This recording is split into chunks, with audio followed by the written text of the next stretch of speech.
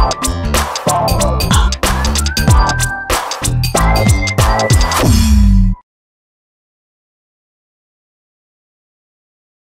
nag-taping pa kayo kapon ba? Yes. Oo, nag-taping kaya yun. Pero syempre, kasi kalamitan talaga ng taping po ngayon ng abot may pag tinape ngayon, ipapalabas agad siya. Oo, kaya ganun po ka-busy. Pero syempre, nako, ito may mga request rito na kung pwede nyo bang ituro sa amin yung iconic bardagulan scenes nyo ni Doc Zoe at ni Doc Annalyn. Kunwari, nagpapacheck up si Antonieta. Ha! Ako pala yun! Nagpapacheck up si Antonieta. Sa mga hindi po nakakilala kay Antonieta po yung kontrabida na mga kontrabida na nakapambabae po siya. Pero inaaway niya yung mga taga-teleserye, ayaw yung mga pinagagawa, yung mga cliche. So, ang eksena daw ay nasa ospital si Antonieta, tapos si Doc Zoe at si Doc Annalyn ang mag-a-assist. Tapos tinatarayan kayo ni Antonieta.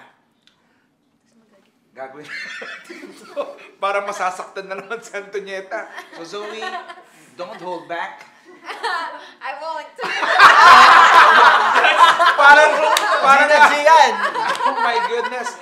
We'll be right back, mga kapuso. Yan, so, Jeff, palit mo tayo, Jeff. Palit muna tayo. Good luck. At, good luck at medyo masakit yan. oo, so, Sige, Dapat kayo po katabi. Uy, Para mas 10 takes masakit. 10 take to. Hindi, parang siya sa gitna. Hindi, paano? Sa gitna.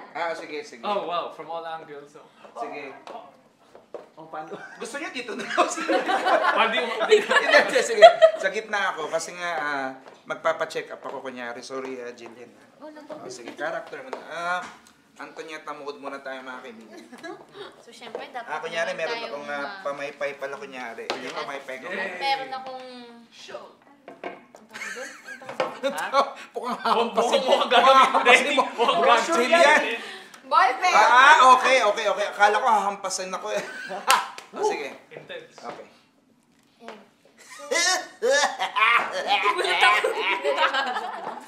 Sandali lang. Anong ginagawa ko rito, Doc Zoe at Doc Annalyn? Kasi po, Mama Tonieta, mukhang nagkakaroon po kayo ng concussion sa ulo po ninyo, kaya kailangan po natin magpa-CT scan. Wag mo akong masabi-sabihin ano yan? Kung kusunin ko mukha mo eh. Wala akong pakialam sa ganyan. At sandali lang. Doc Zoe.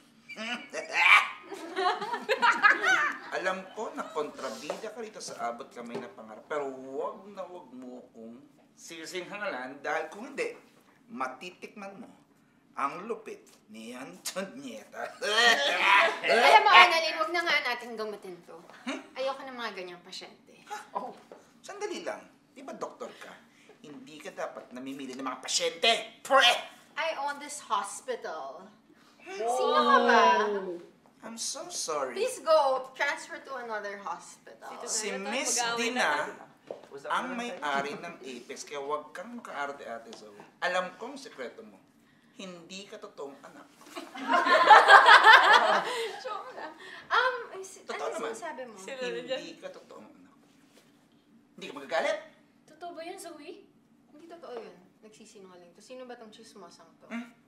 Nandito, hawak ko ang papel ng DNA result ng sibling, ano yun? Basta sibling yun.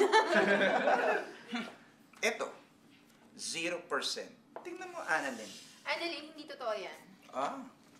Kinuha... Basura to, basura. Basura? Mas basura ka, Doc Zoe! Huwag kayo mag-away. Wag.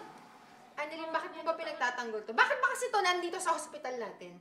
Nag-suffer siya ng concussion, Zoe. Kailangan Hayaan mo siya! Concussion!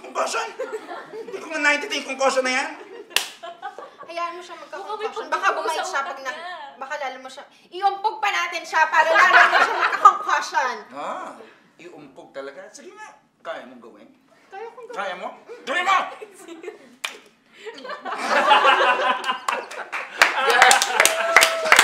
Mas makapulat Wala akong Ang bait ni participation. Zoe, ang bait ni Kizel, grabe.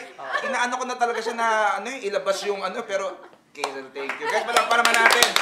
Kizel and Jillian, Wala grabe. akong participation. Hindi, nandiyan ka lang talagang mabait ka lang. Mabait ka lang. Ayan guys, palakpakan naman natin.